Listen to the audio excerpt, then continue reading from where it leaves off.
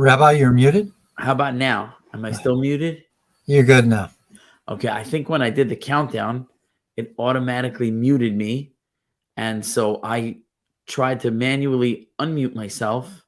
And I think I ended up muting myself because it automatically unmuted me when the countdown was over. So I mixed myself up. But we are live for Shir haShirim class number 56. And I want to jump right into it. We've already got one comment from Rockin' Bandit. Hello, Rabbi Rafi. Hello, Rockin' Bandit. We're going to jump right into the text unless there's any comments to begin. I should say this series is brought to you by the Seattle Kollel, seattlekollel.com. Classes are free. If anyone would like to donate to the Seattle Kollel, please do that there at the seattlekollel.com. Or I think it's just seattlekollel.com. And let's get the text up on the screen. Okay. Last time we started chapter number 7, which we said is the beginning of the exile following the destruction of the Second Temple. The Second Temple period was the subject of the previous chapter. And in this chapter, it begins with the nations of the world calling toward the Jewish people to abandon their faith in God and join the nations, and they will be given, the Jews will be given prestige and honor among the nations, and they begin to flatter the Jews with very complimentary language. And we saw about, they spoke about how beautiful are your steps in the last verse, how beautiful are your steps, daughter of the noble one. And we talked about the idea of the steps, the pilgrimage that would take place 3 times a year in temple times. The males would make a pilgrimage to Jerusalem, to the temple, and that was very beautiful. And there's a description of the like pipelines that would drain the libations that were poured on the altar, and a praise of the beauty of that service, etc. And now we continue with verse number 3. But the question that I think we left off with last time, and please feel free to interrupt with questions or comments. The question we had last time was that it says in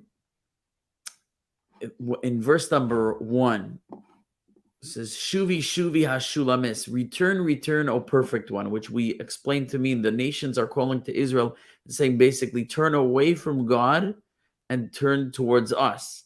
And that's how Rashi interpreted it when he said, Omrim Eli, they say to me, they, the nations, say to me, turn away from God. So we seem to be having the nations speaking now, right?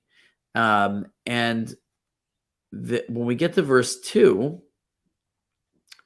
let me see if I can find the right place here. We get to verse 2 again. Rashi continues, Haim Omrim La, they say to her, again, the nations say to her, we want that you should join us and attach yourself to us because of the beauty that we saw in you when you were yet in your state of beauty. We saw what was noble about you. We see you have a lot of noble qualities. And now that you've fallen from that grace, we'll take you in. Come and be with us. So again, it's the nation speaking. But mysteriously, at the end of that verse, or Rashi's comments on the verse, he says an interesting thing. He says, Kiluso shel HaKadosh Baruch Hu, regarding the praise of the Holy One, blessed is He. When God is praising, Rashi says, Israel praises God from bottom to top. And when we read Israel's praises of God in previous chapters, we had his, from top to bottom, Israel praises him, because we began with the praise of his head, and then it went down the body until we reached the praise of his thighs, his legs, from the head to the feet, so to speak. Why? Says Rashi, because they want to appease God so that he should bring his divine presence down to descend upon them in the earthly realm from the higher realms, from the heavenly realm. But when God praises Israel, it says when he praises them, he praises from the bottom to the top. And the example he gives is this verse, how beautiful are your steps, meaning the feet. And then he's going to reach ultimately in the verses that follow a praise of the head. So Israel praises from the head to the feet, and God praises from the feet to the head. Why? Because God is drawing Israel upwards towards him. We're drawing God downwards towards us. But we left off with a little bit of a mystery and a question. You yourself, Rashi, told me that these praises of Israel are being spoken not by God, but by the nations of the world. So make up your mind. Which is it? Is it God or is it the nations of the world? So I don't know that we came to a resolution with that. If anyone has any thoughts on that they'd like to suggest now, I'm open to hearing it. I don't yet have an answer for this, but I'm always looking for answers. Oh, who do we have here? We have A, who recently has been commenting on my videos and posts. I appreciate your presence on the channel. Thank you for joining. And so that was a question that was some food for thought, and let me know if you come up with anything. Meanwhile, we're going to hop onwards to verse number 3, which reads as follows. Sharirech agan hasahar al yechsar hamozeg bitneich arimas chitim suga bashoshanim, which means Sharirech agan hasahar. Sharirech means, or Rashi tells us that it means, your navel, your belly button. Agan hasahar is like a marble basin. Your belly button is like a marble basin. Al yachsar hamazeg. It will not lack pouring. Limzog. When you want to pour a cup, you say limzog kos, to pour a cup. Al yachsar hamazeg. The mazeg, the pouring, will not be deficient. In other words, your belly button is like a marble basin, so it's beautiful. It's made of marble. It's a basin of water, and it never lacks water that can flow and provide drink for others. Your navel is like a marble basin. The flow of nourishment is not diminished. Bitneich arimas chitim. Your belly, your bet, and your stomach is like a stockpile of wheat. Okay, like imagine you have a silo that's filled with a big store of wheat. Your stomach is like a stockpile of wheat. Suga bashoshanim, hedged with roses. That was my thumbnail image for anyone who saw hedged with roses. This is a very famous image that's used throughout the rabbinic literature and in some areas of halacha in particular, because we know, as we'll see perhaps, that when we think about the men of the Great Assembly, as it says in the beginning of Pirkei Avos, the chapters of the fathers, which is a Mishnah, it says in the very beginning that the Torah was given at Sinai to Moses, and he transmitted it to Joshua and onward to the disciples and so forth until it reached the men of the Great Assembly. And the men of the Great Assembly said 3 things. They said, deliberate in judgment. I mean, don't give a quick, rash judgment. You have to deliberate. You have to think. You have to weigh, process, and only give a judgment when you're certain. You should raise up many disciples. And it says, asu siag la Torah, make a fence for the Torah. And that's the origin of the idea of the rabbinic fence, that the rabbis legislated laws that were meant to be protective of the Torah laws. The idea being that if we would just dance on the precipice of what's permitted or forbidden according to the Torah, we would very often slip over the edge and abrogate the Torah very easily. So we take a few steps back and we put some fences in place. And the rabbi said, even though the Torah only forbade up to here, we, the rabbis, are forbidding up to here so that you should be a certain distance away from the Torah's sin. And then in case you go over the boundary, you still haven't sinned according to the Torah. Make a boundary for the Torah. Make a hedge for the Torah, a siag. So here we have the same word, suga bashoshanim. This store of wheat has a boundary. It has a guardrail around it, but it's a very gentle, pleasant boundary, a boundary of shoshanim, of roses. We discussed whether a shoshan is actually a rose or not. It's not totally relevant. Flowers, a boundary of flowers. So your belly button is like a marble basin, or it is a marble basin. It does not lack pouring water. Your stomach is like a store of wheat that is hedged in roses. Okay? Any questions on that translation before I continue? Okay? Stop me anytime. I'm going to go ahead. Continuing. Rashi's commentary. He comments on the words, your belly button is a marble basin. So here he explains that the word sharar, shararech, your sharar. What is a sharar? It's a belly button, a taburech, your belly button.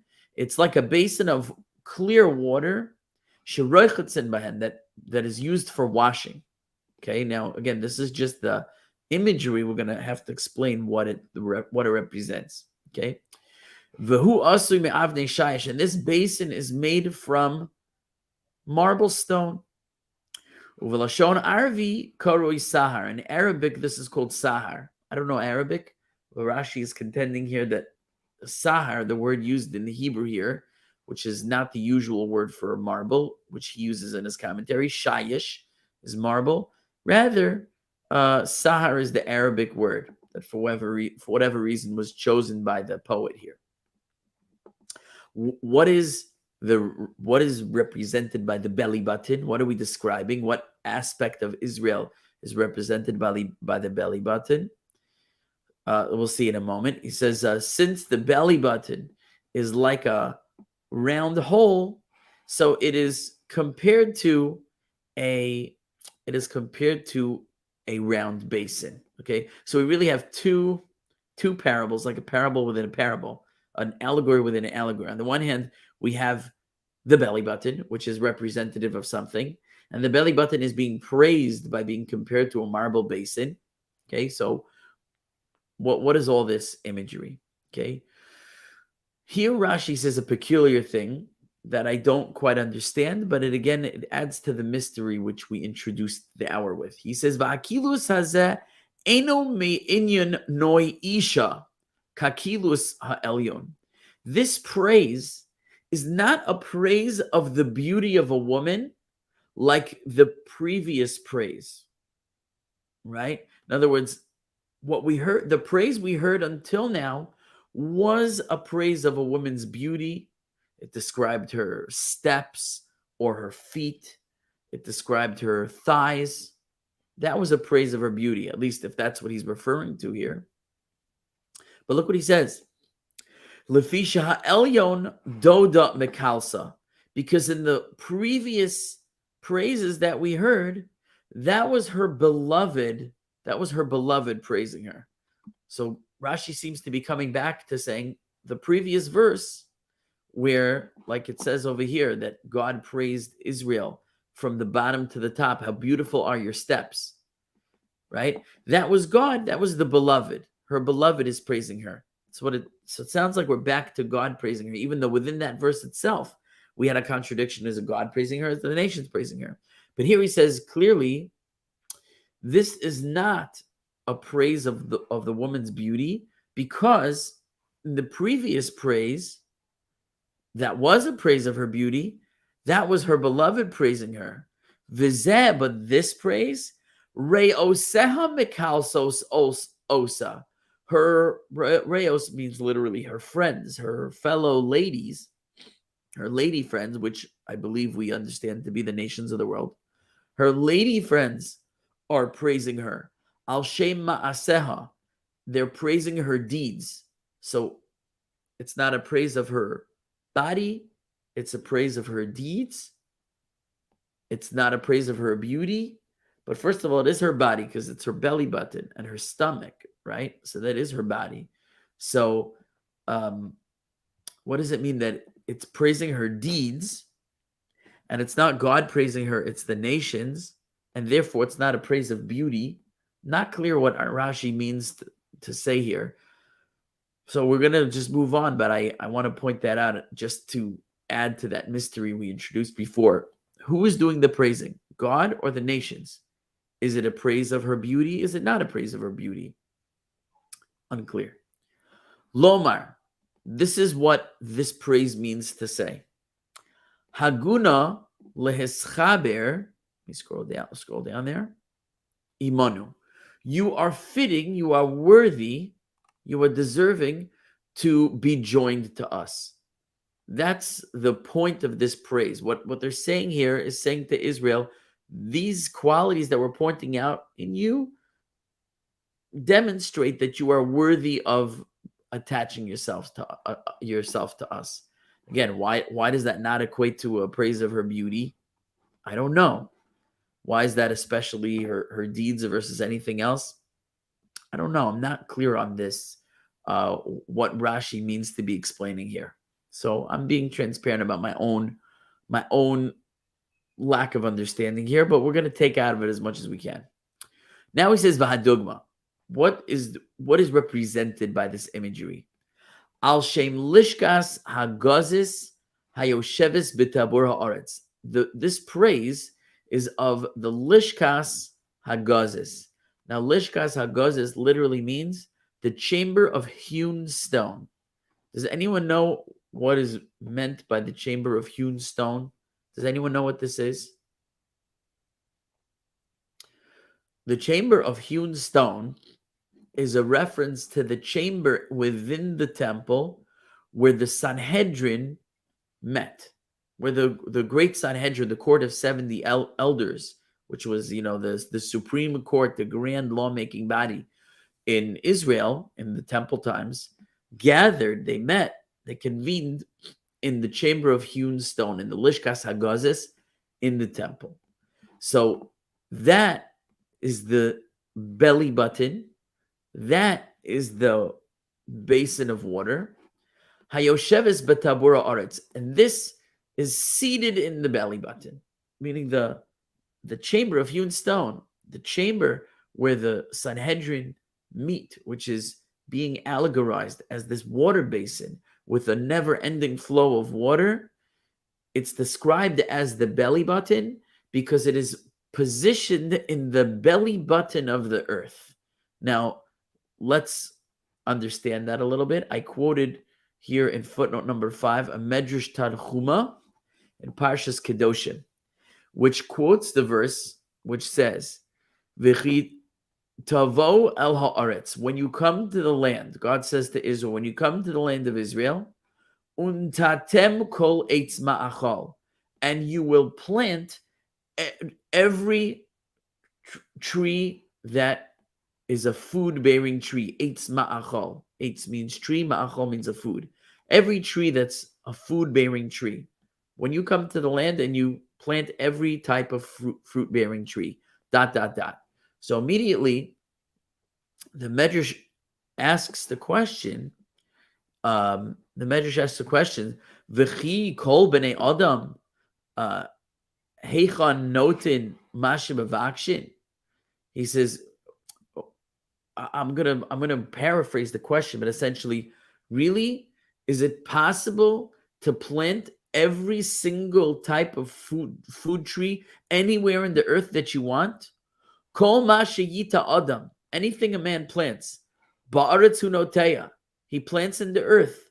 Bein pilpulin, bein kol davar, could he plant anything anywhere in the earth? Im yita adam ein osin. If a person would just willy-nilly go around planting whatever he wanted, any species of food anywhere in the earth, it wouldn't go. It wouldn't go. You know why? She'ein adam yedeya mekom netiya unetiya heichan hu noteya. A person doesn't know which piece of earth is the proper type of earth to nourish a particular plant. Meaning, we have species of fruit and vegetables that grow all over the world in different climates, in different areas of the world, in different seasons. And that's why, especially in the olden days, you couldn't get every fruit and vegetable you want anywhere, anytime. You had to only go by what was in season. And even nowadays, the reason we don't experience so much seasonal fruit is because we've learned, where do you go on earth to plant which fruit at which time so it can grow properly in its season. You have winter fruit, summer fruit. There's probably spring and autumn fruit, right? You have fall fruit, like pumpkins, right? So we just figure out where on earth it's going to be that season at what time. We go plant it there, and then we import it. Nowadays, we're very modern and we're very advanced, and we can get everything in the store, but it's not all growing in the same place at the same time. So here, when it says you're going to come into the land and you're going to plant every type of fruit tree, the Medrash is asking, how is it possible to grow every type of fruit tree in one land? That's not the way it works. Different fruits grow in different parts of the earth. So what does the Torah mean when it says you're going to plant every type of fruit tree? So I'm going to skip down a little bit to a little bit later on where it answers it in a more concise form. It's a beautiful medrash, worthwhile seeing in its longer form. But it says, here's what it says. Keshem shehatabur hazeh nosun be'emtza ha'ish. Just like the belly button is positioned in the middle of a man's body, kach Eretz Yisrael nesuna be'emtza ha'olam. So too the land of Israel is positioned in the center of the world. And he quotes a verse in Ezekiel that says, Yoshevei al tabur ha'aretz, those who dwell on the belly button of the earth, and it refers to the inhabitants of the land of Israel. So the land of Israel is called in the book of Ezekiel the belly button of the earth. And here the Medrash says that just as the belly button is positioned on a man, is the land of Israel positioned on the earth in the center. And it goes on to say, Umimena mashtiso shel olam yotze. And from it, the foundations of the world come forth. Meaning, you have a belly button. You have this part of the body which the umbilical cord of the mother attaches to. And the baby is nourished through that cord. The food comes in and it spreads out and it nourishes the whole body. It goes throughout the body from there. In the same way, we are to understand that the creation of the earth was first from the land of Israel, and really first from Jerusalem, and really first from the Temple Mount, and really first from the place of the altar. And from there, it was stretched out and expanded to the rest of the world. All the creation was nourished and expanded out from this central point like the umbilical cord from the mother to the child. So was the creation from the creator into the creation through there, and from there it spread out, so that Eretz Yisrael is the exact center of the earth. And there's a verse, Mitzion Mechlal Yofi, from Zion comes out the totality of beauty. Fine.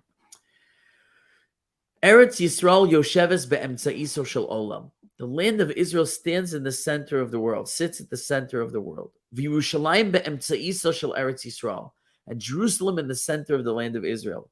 Uveis hamikdash be'emtza Yerushalayim, and the temple is in the center of Jerusalem. V'haheichal be'emtza beis hamikdash, and the sanctuary is at the center of the temple. V'ha'aron be'emtza ha'heichal. I said the altar before. This medrash says the aron. The aron is the ark. The ark is at the center of the ark is at the center of the sanctuary. The Evan Shesiah lifnei ha'aron, and in front of the aron was what was called the Evan Shesiah, the foundation stone. Shemimena nishtas ha'olam, that from this point the whole world was founded out of that point, expanded from there. Ushlomo shahaya chacham. So why is he bringing in Shlomo? Because he quoted a verse earlier in Koheles, Ecclesiastes, which is from Koheles, which is Ecclesiastes written from Solomon. It says, Asisi li ganim of Hardesim, v'natati behema eitz kol peri. I made for myself gardens and orchards, and I planted in them eitz kol peri, the trees of every fruit. So Solomon himself says, I planted every single fruit in the gardens and the orchards that I planted. Where? In the land of Israel. So that corroborates the verse in the Torah. It says, when you come to Israel and you'll plant every fruit can be planted in the land of Israel. Solomon did this. But how is it possible? As we explained before, every part of the earth has its own climate that is favorable for certain fruits and not others. So how do you get everything in the land of Israel? So here's how. Because everything else achieves its qualities by expansion from the center. So they stretch out, like train tracks from the central station. So you go to different destinations. So every destination is different. But all the trains depart from one station. At one point, all the trains converge into one place. So too it is with the qualities of the earth that nurture the fruits. So Shlomo shahaya chacham, and Solomon, who was wise, Amar al hasharashin hayotzin mimena l'chol ha'olam. He was able to discern the roots of all the different places on earth where they originate from in the land of Israel. V'nata bahem kol minei ilanos. And in each of those roots, the roots that reach out to the tropical islands, and the roots that reach out to the southern regions of Africa, and the roots that reach out to the Far East, and so on and so forth, into North America and whatever. He figured out where they originated in the land of Israel, and on those roots, if you will, on that particular soil with that particular quality, he planted all different species of trees, v'asa peres, and made fruit. Okay, fine. So that is the idea, that's the concept of the land of Israel being the belly button of the earth, and in concentric circles inward, we go to Jerusalem, to the Temple Mount, to the temple itself, to the sanctuary, to the Holy of Holies, to the ultimately to the ark, which was positioned in the place of this foundation stone from which the whole world expanded. So now we're referring in that parable to the chamber in the temple, which was the seat of the Sanhedrin, of the great high court. That's what's being referred to here as this basin of water that never lacked the ability to pour forth more nourishing and cleansing waters. Okay. Any questions so far? AZ says, thank you, Rabbi, for this shiur. You are welcome. So let's go on and welcoming interruptions and questions and comments. Okay, al yachsar hamazeg, the quality of being able to pour out water shall never be lacking in this basin. Lo yichle misham mashke, it will never run out of liquid in this place. Rotzalom, and that means to say, lo yichle velo yifsok misham shum divrei hora'ah. There will never stop coming forth from this place words of instruction. Divrei hora'ah, words of instruction, teaching, Torah instruction. This is the place and the origin of Torah instruction, and it will never cease to be so. Ki mitzion teitzei Torah, from Zion shall come forth Torah, Dvar Hashem Yerushalayim, the word of God from Jerusalem. Now I see, so that's the parable of the water, the basin of water that never stops flowing. So, okay, I don't necessarily have to go into that source over there, but fine. That is the basin of water, doesn't lack water. It's the seat of the sages, in the temple from which Torah instruction came. Now, it's interesting that it says it will never cease from there, and we're talking at a time when the temple was destroyed, and it sounded like we're reminiscing. The nations are saying, we remember what once was, and based on that, we see your qualities, and we wish to be attached to you. And yet, at the same time, they're saying it will never end from there. So, what do you make of that? I'll just throw the question out. Did it never end? Did it end? If it did end, why does it say it never will end? How do you understand this statement that words of Torah teaching will never cease to come from this place? How do you understand that? Okay, I'll leave that question hanging. Let you think about it. It could be the idea is even today that I'm teaching you from Houston, Texas, but my Torah knowledge ultimately originates in Jerusalem, because not only, I mean, nowadays it's not so hard because we have reestablished in Jerusalem the great yeshivas. Jerusalem is a great center of Torah study in the world, where I myself studied many years.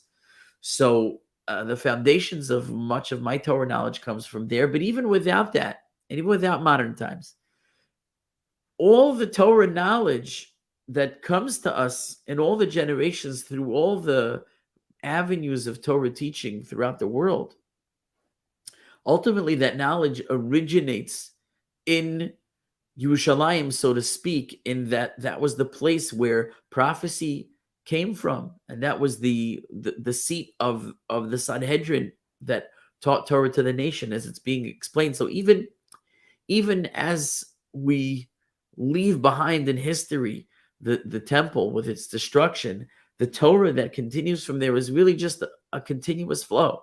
It's a continuous flow. And if you want to see even on a more like mystical, metaphysical level, even without history, maybe all the Torah ideas, and I believe this is true, that enter a person's mind are still coming into the world from a spiritual source through that navel, through that belly button in Jerusalem, and spreading out throughout the world. And then it bumps its way into my head here in Houston, Texas.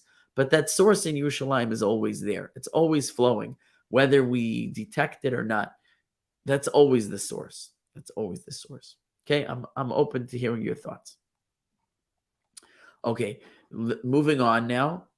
Bitnech are maschitim said that your stomach is like a stockpile of wheat. Shehal kol tzrichen la, Rashi says, that everyone needs it. Everyone needs it. So again, sounds like Rashi saying this is just an extension and an expansion of the praise of the Torah that emerges from the temple. The Torah that emerges from Jerusalem is further allegorized as a store of wheat, because everyone needs wheat. It's the staple of the diet, is wheat and grains and bread. So just as bread is to the diet a staple and a foundation and a need, so too is the Torah for hakol, everyone, for the whole world. And therefore it's compared to wheat. There's a beautiful Gemara here. Maybe I won't go so far afield, but I want to get to the rest of the comments of Rashi. If there's any questions on this, what I said about the wheat, if anything's left unclear, let me know. We'll try to pick up the pieces. I think we could leave it simple the way Rashi leaves it, without going into my notes. Sugam HaShoshanim, hedged in roses. So this pool and this store of water and wheat, right, bread and water, it's protected by a hedge of roses, meaning a very gentle. It's not a stone wall that protects it. It's a very delicate sort of boundary that keeps it intact. What does that mean? Rashi says this: Gedura umsuyeges begeder shoshanim. It's hedged with a boundary of roses. Daila begoder kal. It is enough for it to be hedged with a delicate fence. Ve'ein echad mehen poretz bo likanis. And even so, even though the Torah is only protected, so to speak, guarded by such a delicate hedge. There is not a single one who breaches that boundary, who attempts to breach the boundary. Listen to this beautiful wording that Rashi is about to say. Very inspiring, to me anyway. Harei chasan nichnas lachuppah. Behold, you have a groom who is entering his wedding canopy, his chuppah. Libo megageya lachuppah. His heart can't wait to come to the wedding canopy. He's so desirous to enter into this union with his bride. Ulechibas chitunav, and the affection of matrimony. He's so excited to enter into an affectionate bond with his bride. He's coming to the canopy with so much excitement and enthusiasm. Bali zakekla, and it comes time to consummate the relationship. He goes with her into privacy. And this is not yichud. If anyone is thinking that, we're not going to go there. It's not what goes on there. But when they come home after the wedding, and now he was so excited at the wedding, and it comes time to consummate the relationship and to be intimate with one another, which in the context of Judaism, of course, they have never been before.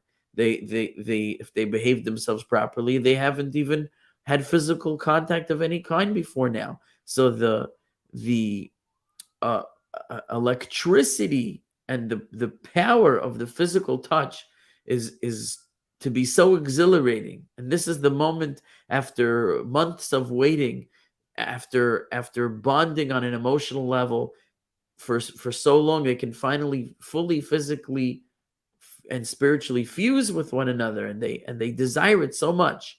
Amrlai, suddenly she says to him, Tipas dam kechardol ra'isi. I have seen a drop of blood the size of a mustard seed.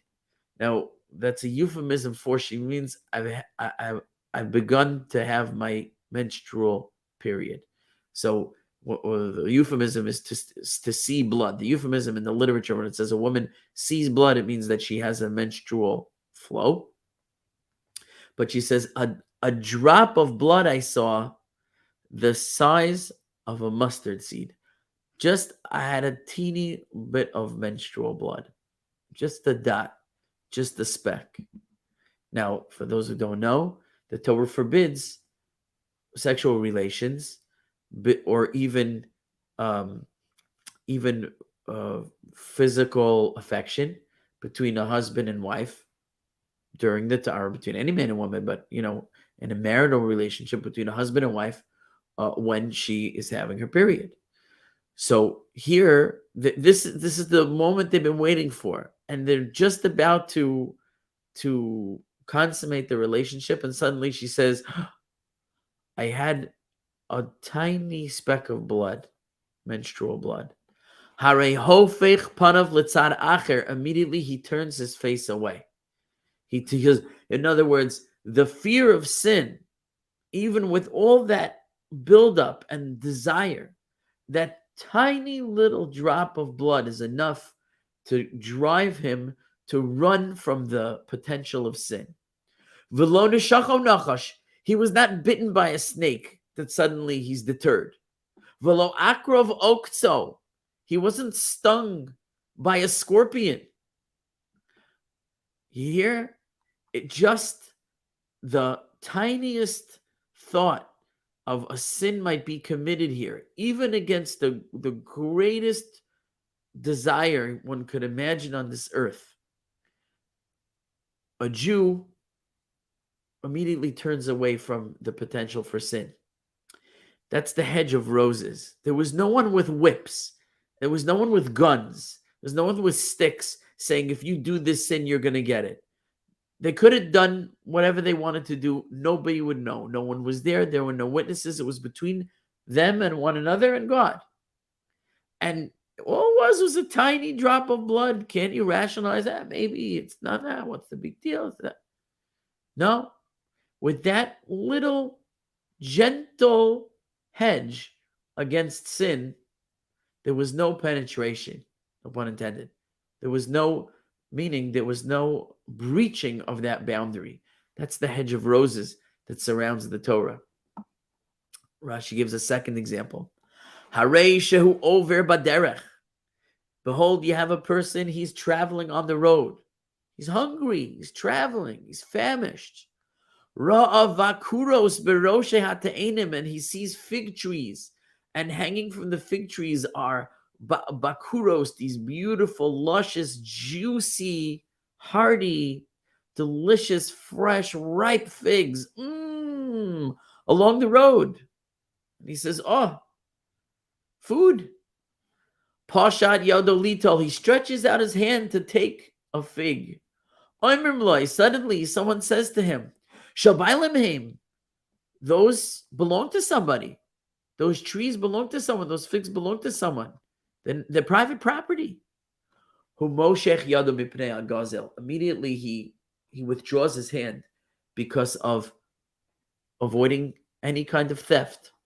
And behold, look how the Torah is hedged with nothing but roses. He's famished, he's starving, he wants to eat. He sees this fruit growing on the side of the road. It looks like it's just wild trees. There's no owner, no harm done if he takes. And his hand is within reach to get it, and he's about to eat it. And somebody says, "Oh, that's private property. It's not even the owner." Somebody else says, "Oh, there's an owner to that."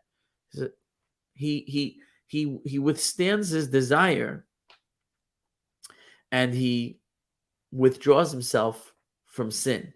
Again, nobody stood there with barbed wire, with whips, with guns, knives, threats.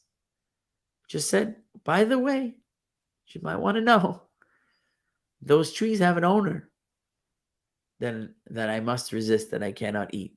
That's the power of a Jew. That's the power of the Torah.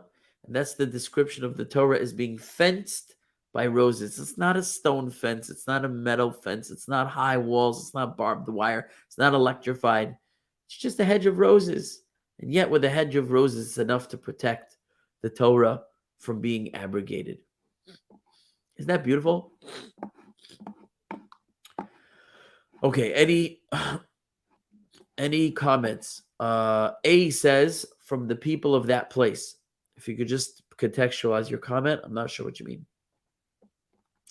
Okay. In the meanwhile, I'm going to go ahead unless anyone interrupts me. Okay. I think it had something to do with your question about the fact that if the temple was not existing at present time, the reference to all of instruction coming continuously from Israel.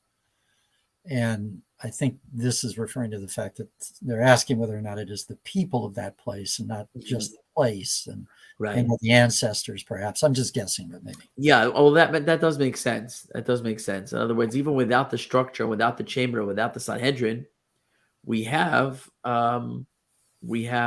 people who live in Yerushalayim.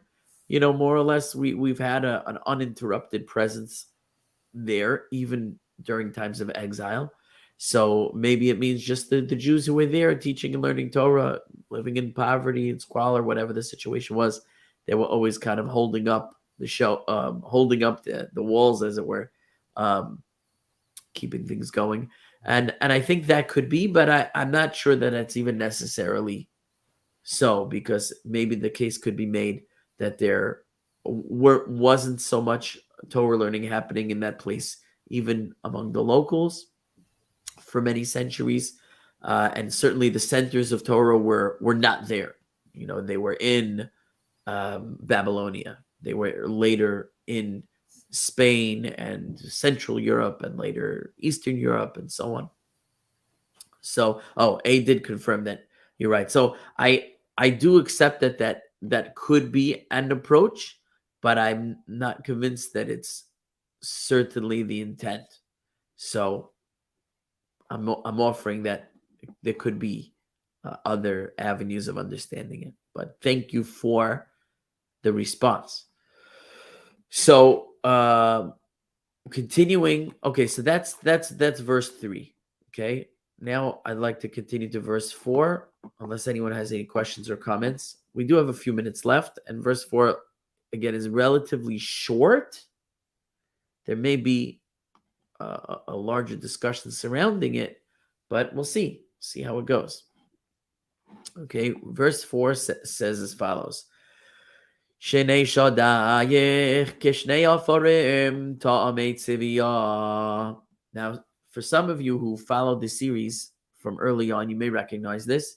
This is very similar to a verse in an earlier chapter, which I may have put in the notes. Yeah, in note number 8. Chapter 4, verse 5 is the same words. Shnei shadayich kishnei afarim ta'amei tziviyah, with a couple extra words at the end. Now, just to contextualize the verse before I translate it, remember we said we're praising her from bottom to top. So we started with the legs, and then we came to the belly, and now we're describing the woman's physique, the part of her that is above her stomach. And so these words mean, Shnei shadayich, your two breasts, kishnei afarim, are like two cubs, ta'amei tziviyah, the twins of the gazelle. And that was, we saw in chapter 4, verse 5, the same thing. And there we explained that a gazelle apparently frequently gives birth to twins. So to have gazelle cubs that are twins was a common image. So the two breasts were compared with twin cubs. Now, back in that verse, we said two meanings of what it represented. One is that it represented Moses and Aaron. And Rashi says that they were compared to the breast because just as the breast nourished the child, so Moses and Aaron, so to speak, nourished the Jewish nation through Torah teaching, etc. They were the Torah teachers of the nation. Moshe was the lawgiver, Aaron was the priest, and so on, the spiritual leaders. And the second interpretation that Rashi offered there in chapter 4, he says, it's the two tablets, the two luchos, the tablets of law that Moshe brought down from Mount Sinai, the two tablets of the law. That's what's being referred to over here, and those nourish the nation through the laws that are given on the 10 Commandments. And not only that, we probably pointed out then and should point out again, they are not called the 10 Commandments in the Torah. They're called Aseres Hadibiros or Aseres Hadivarim, which literally means the 10 statements. They're not 10 commandments, they're 10 statements. The rabbis count 14 individual commandments within those 10 statements. And the commentaries explain that really all 613 mitzvos of the Torah all fit underneath these 10 categories. They branch out. Speaking of branching out from a central point, the 613 branches are rooted in these 10 roots. And what we mentioned over there of them being called twins, Moses and Aaron were called twins, we said, because they were considered equal to one another. And even though we mentioned over there the question of Moshe was greater than any prophet before or after, he was the greatest and holiest that ever lived, the Torah is very clear on this point. So it's funny to say that they're equal, Rashi to say that they're equal, but we explained over there based on Rabbi Moshe Feinstein's explanation that what it means is each person has a unique potential, and when a person reaches his potential fully, then he is whole and complete and perfect. And in as much as Moshe reached his entire potential and Aaron reached Aaron's entire potential, though those two potentials may not have been equal, but they were equal in as much as they fulfilled completely what their potential were, and therefore in the eyes of God, relative to the expectation from them, they were equally great. And that applies to each and every one of us, that God's not asking any of us to be someone we're not. He's not asking us to be even Moshe Feinstein. If only we could be someone on that level. But he's saying, you, whoever you are, be the best you could be. And if you could be the best you could be, you're also equal to Moshe in Hashem's eyes, because you're fulfilling to the extent possible the path that Hashem has laid out, the unique path that Hashem has laid out for you. So by you fulfilling that totally, You are totally whole and perfect in God's eyes. So that was there. Now, what was the equality of the two tablets? So Rashi there was drawing parallels between each of the 5 commandments, that the first on each one of the tablets corresponds to the first on the other tablets. So one of the tablets contained 5 laws between man and God, and the other tablet contained 5, not laws, again, statements reflecting man's relationship with his fellow man. But each one of those was based on a unifying principle. The principle of this relationship with God is the same as this relationship with man. So that when it says, I am the Lord, and on the second tablet it said, do not murder. In other words, acknowledge my existence, the existence of God. I am the Lord is acknowledgement of God's existence, the commandment, so to speak, to believe in God. And do not murder is the commandment to acknowledge the right of another human being to exist. And so on and so forth. Have no other gods in front of me. Do not commit adultery. Be faithful to God and don't turn away from God to another. Be faithful to your spouse. Don't turn away to another partner. Don't take my name in vain. Don't steal. Rashi says a person who steals has to go to court and he has to swear that he didn't steal, and he'll swear falsely, taking God's name in vain. So those two correlate. Don't be a false, observe my Sabbath. Don't be a false witness in court, because observing Sabbath is testimony that God is the creator of heaven and earth, and he created in 7 days and on 6 days rather, and rested on the 7th. Don't be a false witness in court. That's just as breaking the Sabbath would be false testimony against God. Don't commit false testimony against your fellow man. The final one was honor your mother and father. That needs to be understood why that has to do with the relationship between man and God. I'll invite you to go back to that class. Now, on the other side, do not covet.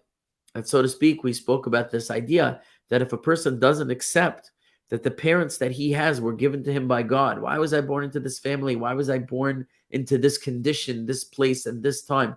That the conditions of your birth are given to you by God, relating back to the previous idea, for your unique mission and potential on earth. If you don't accept that the conditions of your birth were given to you by God for your unique mission, then you're always going to covet.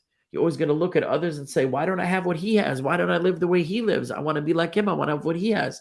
But if we recognize that the conditions of our life are God-given, then I'm not jealous of the other person, because that's for him. It's not for me. What I have is exactly what I need. So Rashi makes all these parallel, and he says they're equal. But here, that was back in chapter 4. But here, he goes much more in brief, and he says 2 things. The first one he says is the 2 breasts are the 2 tablets. Doesn't elaborate. I think he's relying on what we said earlier. This is the same praise. So we find the praises repeated of Israel in the different time periods sort of say, like, I saw it in you then, I still see it in you now, this beauty. Davar Acher, another explanation, Melech v'Chohen Gadol. These 2 twins are the king and the high priest. Now that seems to parallel what he said about Moshe and Aharon, Moses and Aaron. Moses was the leader, he was like the king, and Aaron was the high priest. Why he doesn't phrase it the same way, I don't know. Why not just say Moses and Aaron? Now, if you want to say because that was back then in the past, and now we're talking about a later period when there's no more Moses and Aaron, okay, but there's also no king and high priest because there's no temple. Oh, but we're describing and we are praising the features of the Jewish people during the temple period. The nations are praising them to say, we saw this glory in you, and that's why we want you to attach yourselves to us. But did they have a king and a high priest in the second temple? The answer is yes. But what's peculiar about it is not that they were the same person. We spoke in previous classes that the Hasmoneans, which was a priestly family that led the revolt against the Greeks, the Maccabean revolt, and they took over power. And they became the high priests in the temple. eventually Hellenized and also took upon themselves the title of king. And we said at that time that they were meant to instate a Davidic king, and that may have brought about a messianic redemption if they had done it right.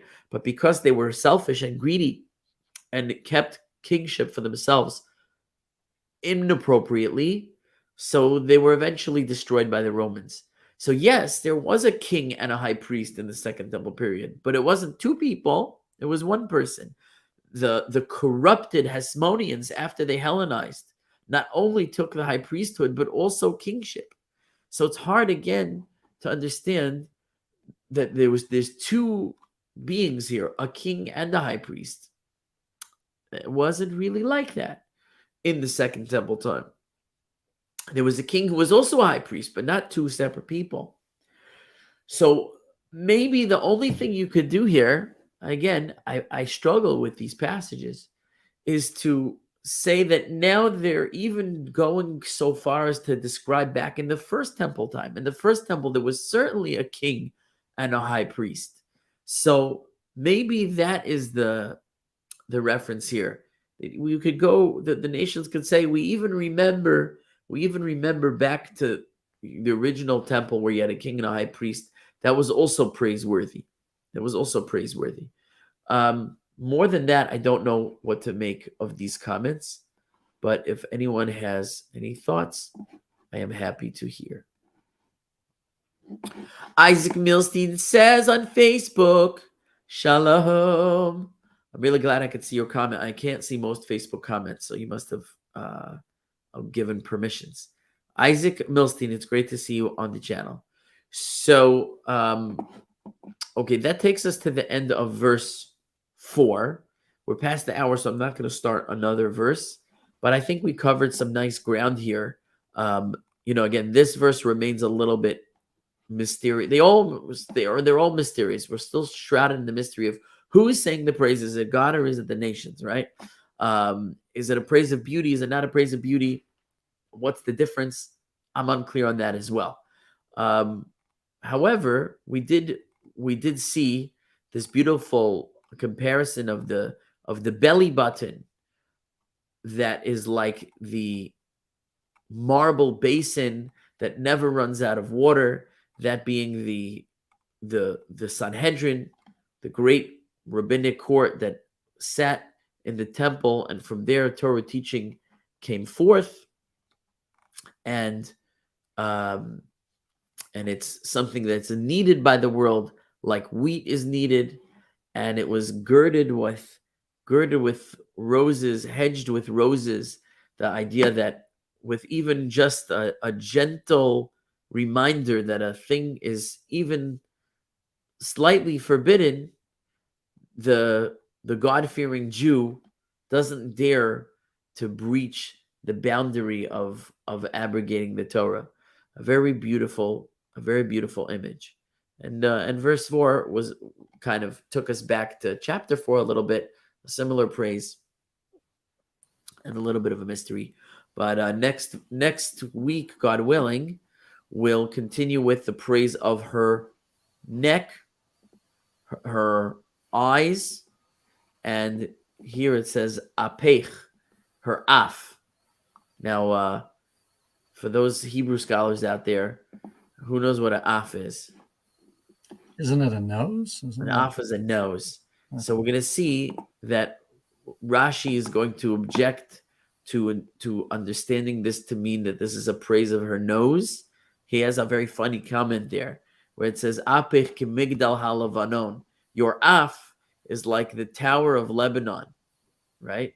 So he says, if you're calling someone's nose a tower, that is not complimentary. Telling someone they have a long nose, and it's funny, because Jews, there's a stereotype that Jews have like big noses, right? So it's like, oh, your nose. Even Rashi's like, that's insulting, He said, we'll get there in the comments. He said, that's insulting to tell someone their nose looks like a tower.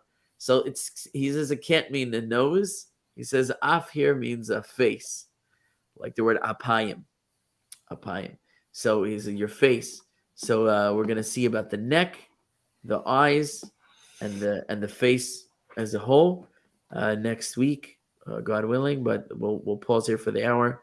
If there's any questions, I'll take questions or comments. Thank you very much, Rabbi. Cliff, great to have you as always. Yeah, great to be here. I'll see you later. Take care. Have a good night. Isaac Milstein says nostrils, right? So the af, nose, right? The af is a nose. Nostrils literally are nichirayim. Nichirayim are nostrils. But af is a nose, but we'll see that af doesn't always mean nose. Af could mean a face, and that's how Rashi will interpret it there. You know, to say someone sort of has a tall face can be complimentary, but not to say, you know, they have a long nose, as it were. All right. Shalom to you. And thank you for coming. I hope everyone has a great night. God willing, see you next week. Be in touch.